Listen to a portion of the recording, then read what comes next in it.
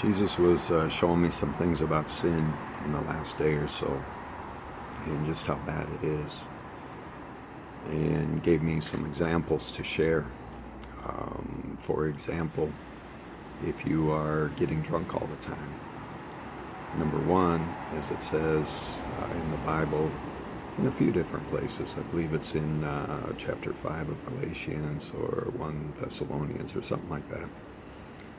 It says very clear that the people that practice these lawlessness things will not inherit the kingdom of God, which one of them was drunkenness.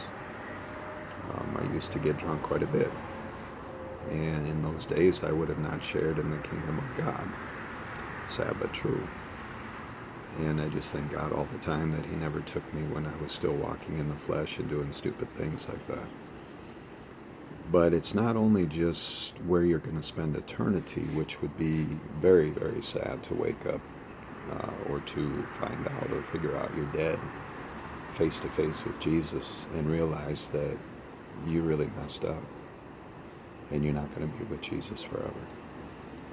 And you'll be thrown where there's weeping and gnashing of teeth. But the other problem with sin is this. There's all kinds of fallout that can happen and does happen with being a drunk or having sex with a lot of different people or cheating on a spouse or whatever it is. The first thing that can be a fallout from it is you get really sick.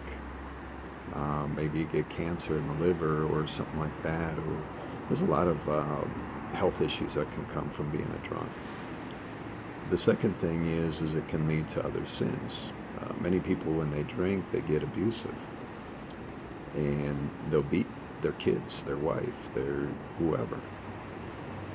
Another thing that can happen is you can, because you have no morals and values, typically when you're drunk, you can cheat on a wife or a husband or whatever. There's a lot of things that can happen, a lot of sinful things that cause problems in people's lives, and we don't look at it that way. In a lot of cases, the one that's selfish and getting drunk is putting the blame on other people, like, well, if you weren't, if you're a better wife, I wouldn't get drunk, or something like that, and trying to manipulate the situation. And keep in mind, I'm just talking about one sin here. It's the same with all of them. It doesn't matter what the sin is you do. There's ramifications from it. It takes things away from you. It takes joy out of your life. It takes the peace out of your life. You can't be peaceful if you're drunk and getting drunk. And if that's your goal, to go out and get drunk. And luckily for me, it never was a goal. It was just a idea, like, hey, let's go do that tonight. Sounds like fun. But it wasn't like, man, I can't wait till 5 o'clock because I gotta have a drink.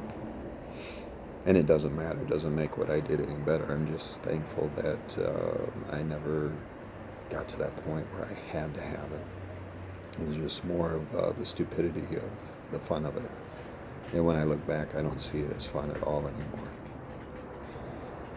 The other thing with sin is you have to see how it affects other people. And there's simple things too. For example, where I live now, there's a lot of short-term rentals, and a lot of the people that come down here for short-term rentals are coming down to party. Hey, let's all get together at this house down in Baja, and we'll tie one on good. And that's fine and dandy. They can do what they want, but the problem is it does affect other people because, with the house being right next door to me or across the street or whatever, if they decide to have loud music and are yelling and screaming and woohooing, shooting off fireworks like somebody was last night at about 10 o'clock. Thank God they didn't do it past that.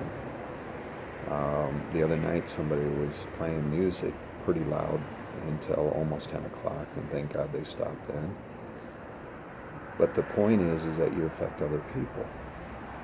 I used to drive around with my stereo blaring and thinking it was cool, when I was young. Now I don't even listen to music.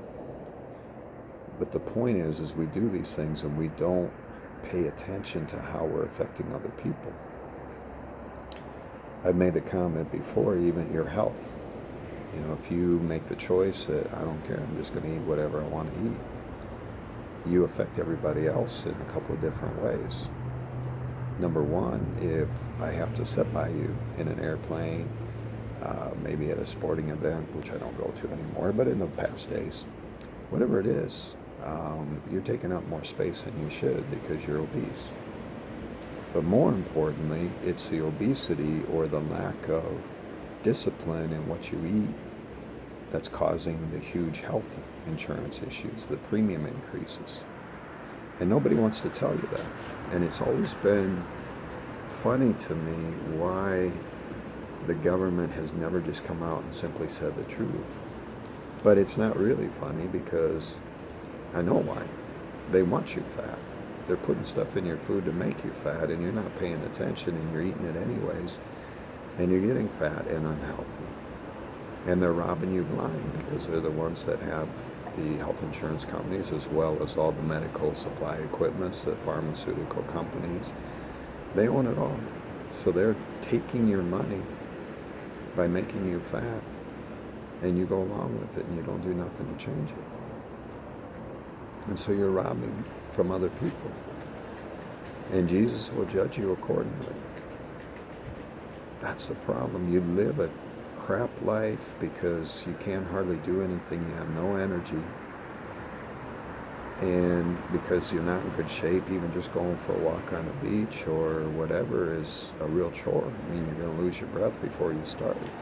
You start having problems with your back, with your knees. Eventually, quite a few end up in wheelchairs and things like that. And maybe if you have diabetes, they have to cut off limbs and you spend a lot of time in the hospital. That's the consequences of the sin. But you're also affecting everybody else around you because you're taking money out of people's pockets. Now, me living in Baja, I don't carry health insurance anymore. I don't have to because I don't live in the States. So I'm not paying for the sin of other people.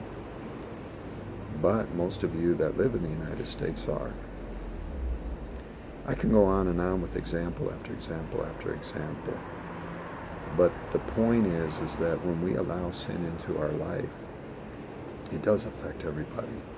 There's no righteousness and justice in it. And the throne of God is righteousness and justice. And that's why only perfect people get into his kingdom. You can base your argument on whatever you want to using whatever verse in the Bible and twist it to make your point that, oh no, I'm saved by grace. Or I'm saved because I do what the Catholic Church or the Lutheran Church tells me to do, or whatever. Or I've been serving this church or that church since I was so young. But it's not like that.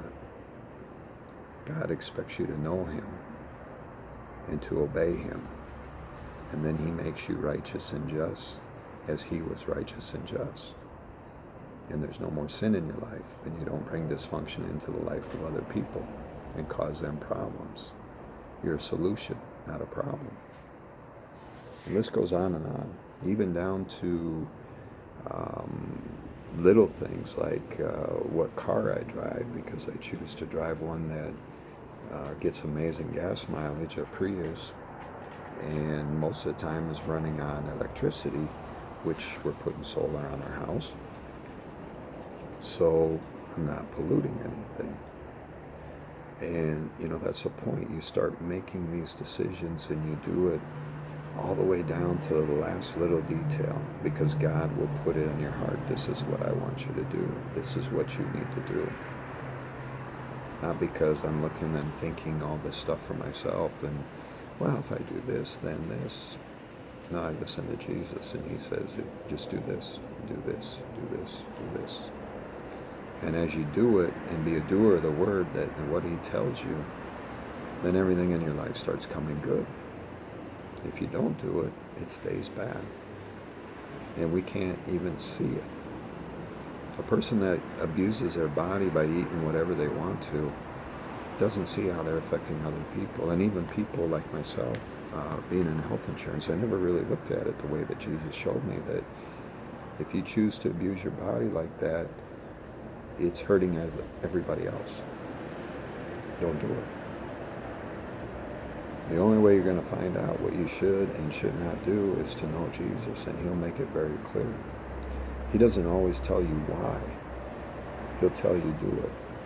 Because that's one other thing he's been showing me a lot lately, is there's a difference between walking in faith and the way we want to do things, which is with the scientific backing, basically, where we see things and we ration it out and say, oh, okay, well, this is going to work because of this and this and this.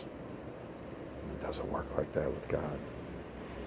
There's so many things we do as human beings that just aren't right with God. And that's one. We have to get to the point where God says, this is what I want you to do, and you look at it and you go, that don't make sense at all. So, but I'm going to do it anyways, because God told me to do it. And when you do it, then he shows you later why. He'll show you clear why he told you to do it, and you're amazed. Where if you had walked in your common sense ways, the way you think things should be, you would have stayed in your sin and never been the wiser, because you wouldn't have come to the understanding. We all have to come to the fullness and understanding of Christ. And the only way you can do that is to walk in faith with God, where you do whatever he asks you to do and see the benefits of doing it. That's what God expects. He doesn't want you to know everything. He wants you to learn everything by faith. As always, seek first the kingdom of God and its righteousness, which means you will stop sinning, and then everything else will be given to you. Peace.